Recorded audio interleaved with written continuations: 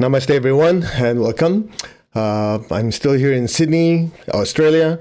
I just finished UPW last night. We had, I think, 8,000 people, give or take, people meditating, and it was fantastic. Lots of good energy. People are very receptive. The Australian people are just soaking up all the spiritual energy. And of course, I want to thank Tony and Sage for having me there. And I just want to add something here with Anchor the Light. I know being on a different schedule here, I'll just have to squeeze in whenever I can. I'm going to the airport in about 30 minutes, but I want to make sure that I support all of you. And one of the things that if you've been to any of Tony Robbins' events, you learned that there are 6 human needs. And one of the needs is growth. And I just want to touch on that very quickly because a lot of people are afraid of change. Well, guess what? Without change, you can't grow. Let's do that again. Without change, you cannot grow. And a lot of people are getting used to, okay, there's a certain routine. That's good. There's a pattern. But you have to realize one of the main causes of suffering is the fear of change. So just kind of put it all together. According to the Lord Buddha, the 4 noble truths. There is suffering in life. What are the causes of this suffering? This suffering can end, and how to end it. Okay, most of you have studied that already. So the second one, the causes of suffering. One of the causes of suffering is the unrealistic expectation that things will always be the same. Actually, he was not that positive when he originally said unrealistic expectation that good times will always last. Because what he meant was there's always going to be change. And the way my teacher, Grandmaster talks about it, he says, the reason you cannot expect anything to be permanent because there are 3 laws. Number 1, law of change. Number 2, law of cycles. Number 3, law of consequence. So when you say law of change, that's the only thing you can expect. There will always be change. You can't handle it, you suffer, period. There's none of those, well, I want to be positive. And no, you can't handle change, you suffer, period. Okay? Now, one thing to remember is when it comes to the second one, law of cycles, that's connected to law of change. Right now, it's 11 a.m. here in Sydney. In an hour, it'll be 12. Another hour is 1, and so on and so on. Next morning, 24 hours later, it's going to be 11. So there's a law of cycles. There's time cycles, there's financial cycles, there's human cycles. Because of these cycles, on and on, you cannot expect anything to be permanent. Make sense? And then the third C, law of change, law of cycles. The third one is law of consequence, is what most people know as law of karma. For every action, there's a reaction. For every cause, there's an effect. For every action, everything we think, we feel, we do, there's going to be a consequence. That's why the law of consequence plus the law of cycles, you put it together, everything changes. And if you can't handle it, you suffer. As simple as that. So a lot of this has to do with mindset. So hear me out. So you have the 4 noble truths and the Eightfold Path. The Eightfold Path is actually part of the 4 noble truths. The 4th noble truth being how to end that suffering. It's like, okay, the disease is suffering. What are the causes of that suffering? That suffering can be cured, or that ailment can be cured. And the last one, how to cure it. And the cure is the Eightfold Path. Now, this Eightfold Path, I'm not going to go through all of it, but the first one is the most critical one, which is right viewpoint. Right viewpoint basically says you have to view a certain situation properly, or you cannot have the next one, which is right thought. You cannot have right speech. You cannot have right action. And obviously, you cannot have right livelihood. If you screw up the first one, you forget the rest. So right viewpoint basically says, all right, whether I like it or not, everything is subject to change. Period. And so the question is, how do I ride this law of change so that I grow with it? Because if you don't ride it properly, change could also mean decrease. Make sense? It's just like in business. If you make the right decisions, you know there's going to be changes. demographics are changing, financial cycles are changing, everything's constantly changing. But if you look at it properly, you go, I see this a good investment, this not a good investment. You see it properly, you think properly, so you can actually ride it for growth. Now, if you just ignore it, go, well, whatever, I don't believe in it. Well, I hope you have good luck, because if you don't, that could take you down. So change will always be there, whether you like it or not. However, if you're smart about it, you have the right viewpoint. Okay, everything is subject to change. Relationships change, human bodies change, mental faculties change. Everything's subject to change. The key is to observe. Everything is subject to change. In which direction is it changing? Where should I put my thoughts, my emotions, my speech, my actions? So by having the right viewpoint, I can actually harness change to my advantage. Make sense? So it's like a wheel. The wheel's going to turn, whether you like it or not. Sometimes anything you touch turns to gold. Sometimes you're at the bottom. Even if you do your best, nothing works. Because this wheel turns. But you realize, okay, whether I like it or not, this change will be there. So when things are doing well, I can do no wrong. Let me harness this time to do what? To be kind to people, to be generous. Because I have a lot. Be generous, be kind, plant the right seeds. Save and invest properly. So when the wheel is turning, when change is happening, when things are not as easy as they used to be, when you're on top, number one, since you planted good seeds, you get to harvest good relationships, good investments, because you planted the right seeds when things are well. Make sense? Now, things are not so easy, but you planted good seeds, so you get to have good harvest. In other words, you generate good karma when things are doing well. When things are not so easy, that good karma will cushion the drop. So your life will be like that. Where other people who ignore it or don't know the inner teachings, what happens? When things are doing great, they make money, they spend money, they don't care about other people. So things are doing great, but when things are not so easy, they take a plunge. And there's nothing for them to kind of hold them up, so they suffer. Luckily, the law of change says when they're at the bottom, it will eventually go up. So for them, it's like this. Now, in your case, it's like a speed bump. You keep growing. So right viewpoint is extremely important. And so I was listening to Tony about, growth. I looked at it from the spiritual perspective. The soul is constantly growing. It either grows slowly or grows quickly. It grows quickly, the soul grows quickly, if it understands. I say it because soul is neither male, female, whatever. So none of that thing where he, she, you don't have to worry about that, because the soul doesn't have sex. It's genderless, sexless. It's just pure energy. Okay? So the soul, by having the right viewpoint, can direct the body, the emotions, and thoughts to think properly, to act properly, to feel properly, so that it could actually harness that change to be better.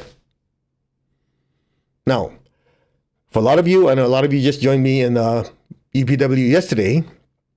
What we do is we have a short lecture to at least put things in perspective, because my teacher always said, my teacher, Grandmaster Tsokoksu, said, it's not only that you meditate, you also have to understand the deeper spiritual teachings. That way, energetically, you're growing, you're expanding, but your knowledge is also expanding, which is very, very important. That's why he always told me, he said, if you're meditating, you need to know what you're doing and why you're doing it. It's not one of those, just trust that person, they'll guide you. No, he said, you have to understand what it is. You have to know what is happening so that you can fully harness the effects of that practice. And more importantly, you can help other people. All right? So the lesson is quite simple. Growth always involves change.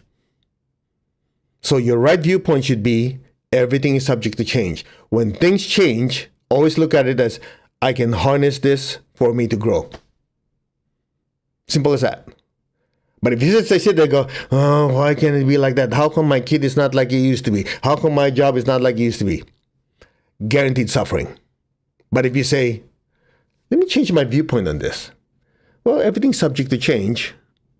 So how do I use this to actually grow with it? Financial situations are changing. How do I harness it? Case in point. The best example I can give, COVID. I'm sure you know a lot of people who, when that happened, they had financial issues, they had a lot of other stuff, right? And I remember, since I just came from UP, I use that as an example. I mean, all the UPWs, all Tony's events shut down because it involves human contact.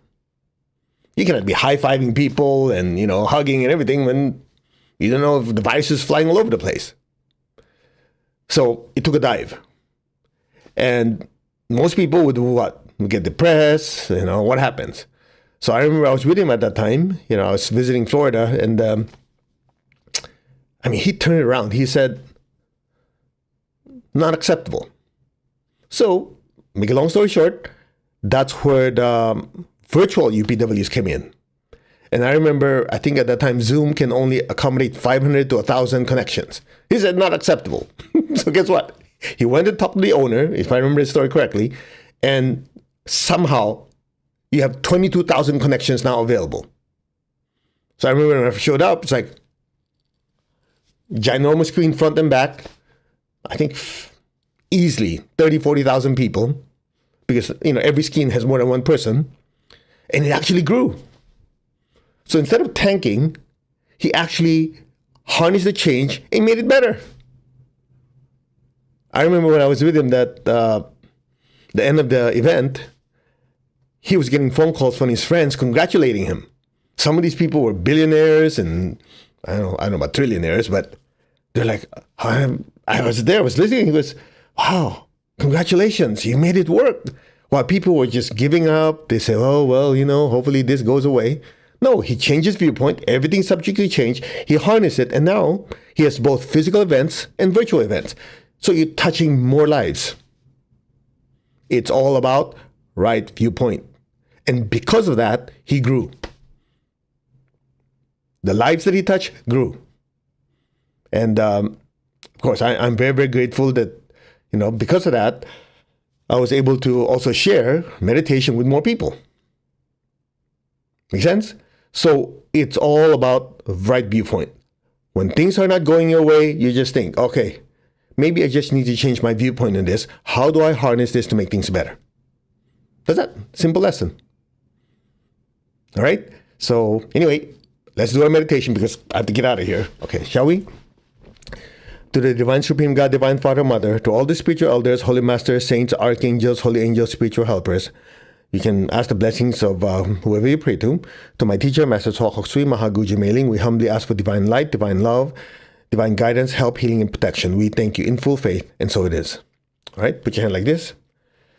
Be aware of your crown, be aware of your heart. Just repeat after me.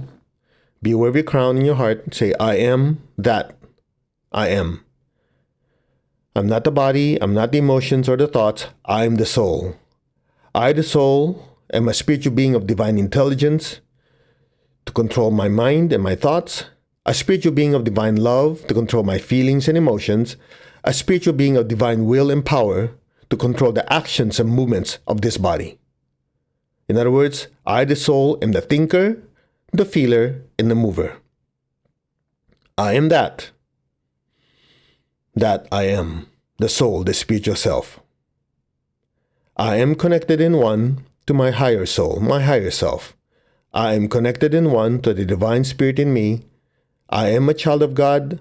I am one with God. I'm one with all. There's only oneness. There's only light. There's only love. There's only oneness. Be still.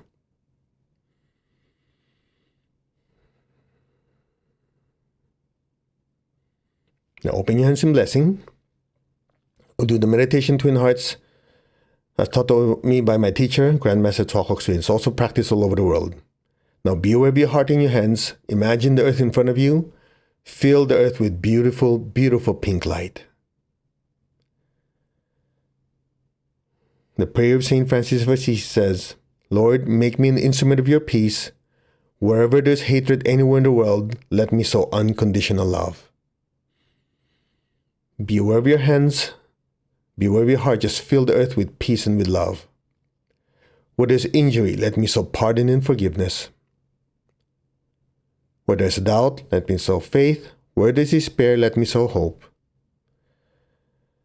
Where there's darkness, let me sow light. Sadness, let me sow joy. Just allow your heart to open even more and be an instrument of peace and love, forgiveness, hope and faith, light and joy. Fill the earth with beautiful pink light.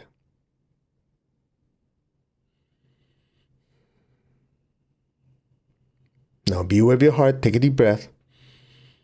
Be aware of your crown, exhale, and stay there. Be aware of your crown in your hands, fill the earth with beautiful golden light. Bless your home with golden light. Bless your relatives and friends with golden light. Your workplace, your city, country, all the countries in the world. May all be blessed. Now just say, our hearts are one, our souls are one. From the heart of God, through my soul, through my entire being, may every person, every being on earth be blessed with love and with kindness. May all be blessed with great joy and happiness, with understanding, harmony, and divine peace. Just be aware of your heart, be aware of your crown, more in your crown, and fill the earth with beautiful golden light. Be still.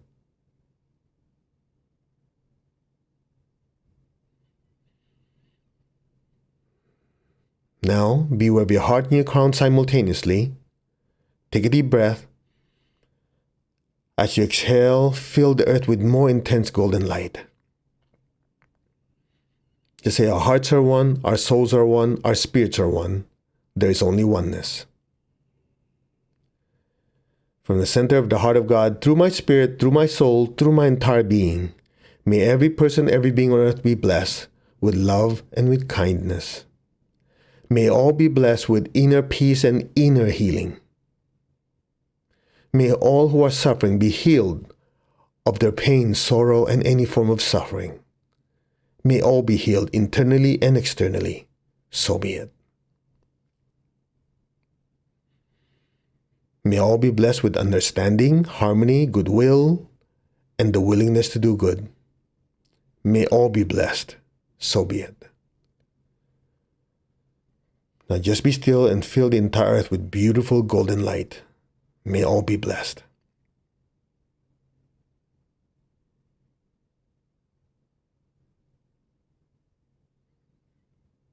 Now lower your hands. Keep your eyes closed. Keep your tongue on the roof of your mouth. Imagine a beautiful golden flame just floating above your head.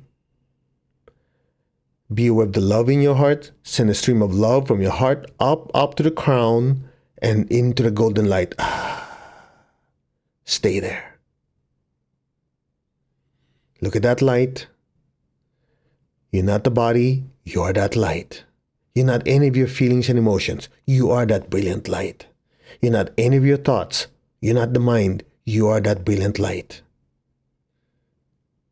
Look at that light and silently say, I am that. Referring to that being of light. Say, I am that.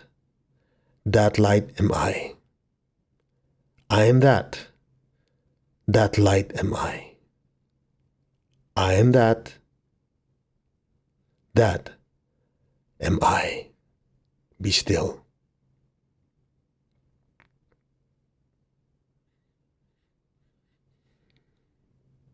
And listen. Om.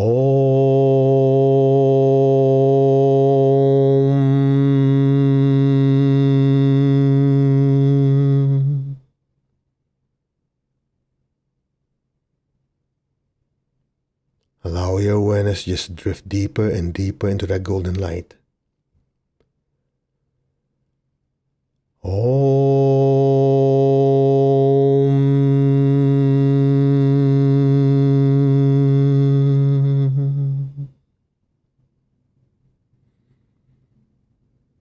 Your awareness is completely in that brilliant light. Be still.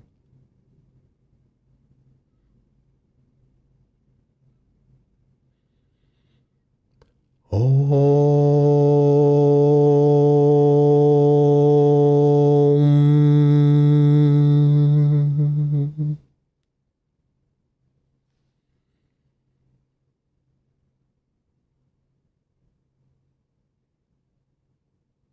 Be still. Be aware of the inner stillness, the inner peace, and the pure nothingness. And just simply let go and let things be. Now, any sound, any noise you hear will just help you drift deeper and deeper into that pure nothingness, that inner peace and stillness. Now, just let things happen.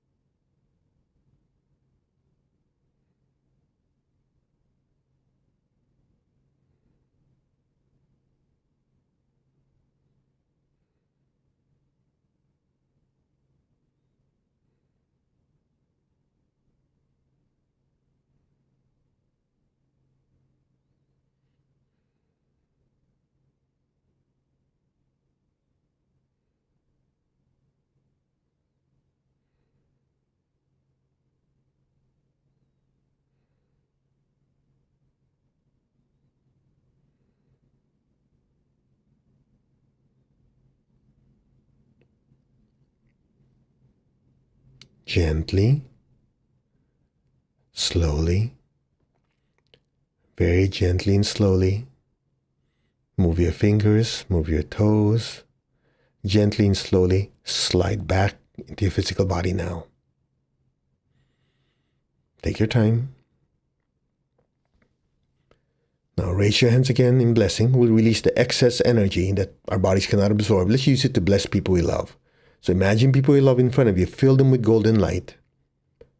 May all of them be blessed with good health, with much happiness, with abundance and prosperity, and spirituality. So be it. May all be blessed.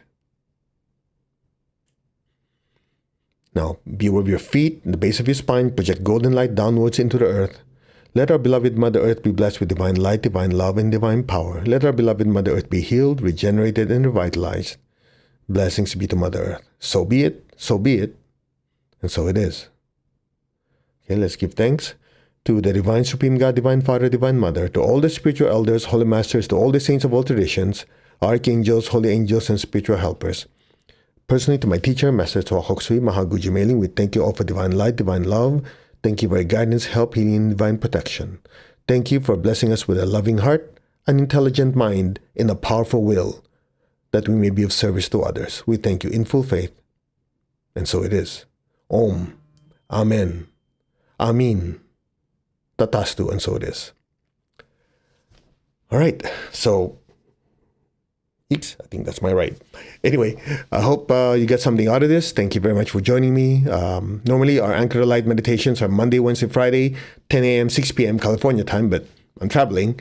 So, I'll just squeeze in whenever I can. So, namaste, everyone. You all take care. And for all of you who are just joining us from UPW from this weekend, welcome. Welcome to Anchor Light family. We're here Monday, Wednesday, Friday, and we just keep doing this over and over again. And the more souls we touch, the more we can help this planet evolve. God bless. Bye-bye. And we'll see you soon. Take care.